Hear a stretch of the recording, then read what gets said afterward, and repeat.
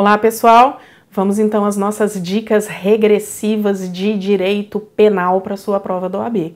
Hoje nós vamos falar um pouquinho sobre o conceito de crime. Vamos lá? Vamos fazer aqui um rascunhozinho falando sobre o conceito analítico de crime e os seus elementos. É importante você saber sobre o conceito de crime e de seus elementos? Muito importante. Por quê? Porque muitas das vezes a tese que você vai ter que desenvolver, seja numa peça, seja numa questão subjetiva, diz respeito à constituição do próprio tipo penal. Tudo bem? Então vem comigo, olha só. Você não pode esquecer na hora da prova da OAB que crime é fato típico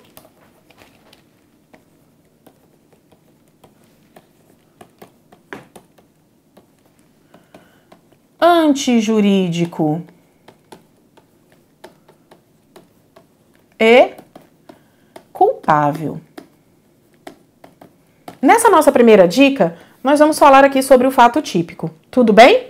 Quando a gente fala a respeito de fato típico, a gente tem que lembrar a respeito de que se refere a uma conduta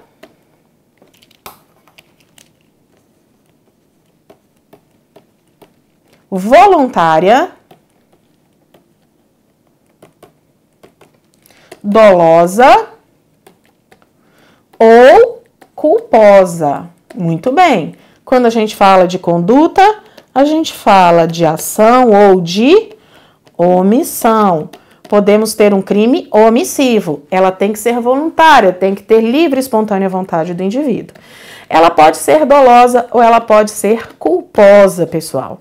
Quando a gente fala de dolo, a gente fala do dolo direto ou do dolo eventual, tá certo?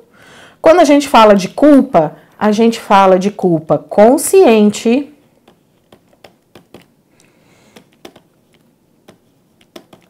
ou culpa inconsciente.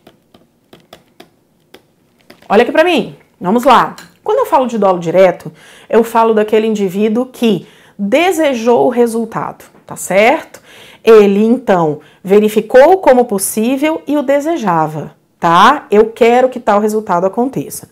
Quando a gente fala de dolo eventual, a gente diz o quê? Que o resultado era previsível, não é igual ao direto, porque no direto era previsível e desejado. No dolo eventual é o quê? Era previsível e o indivíduo aceitou como possível. Ah, se acontecer, eu não tô nem aí. É o dane-se, né?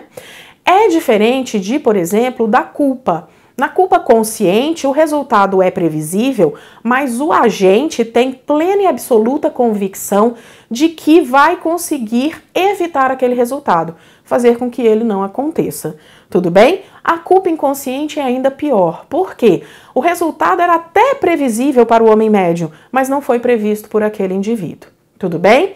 Para que nós tenhamos a possibilidade, dentro de um procedimento, se na sua questão ou se na sua petição for falado sobre culpa, para que a gente possa falar a respeito de uma absolvição, a gente tem que falar da ausência da previsibilidade, tá certo? Temos a previsibilidade objetiva e a previsibilidade subjetiva. A previsibilidade objetiva é a previsibilidade para o homem médio. Se aquele homem médio, membro da sociedade, teria como prever aquele resultado, prever aquilo que pudesse acontecer. A previsibilidade subjetiva diz respeito ao próprio indivíduo, é subjetivo, é individual. Tudo bem? Além da conduta voluntária e dolosa, nós não podemos esquecer do nexo causal, nós não podemos esquecer do resultado, tá certo? E aí nós temos um resultado naturalístico ou resultado formal, e a gente não pode esquecer da tipicidade, que também pode ser material ou formal. Tudo bem? Esse é o primeiro elemento que a gente tem dentro do crime e a gente não pode esquecer porque eles são relevantes, tá certo?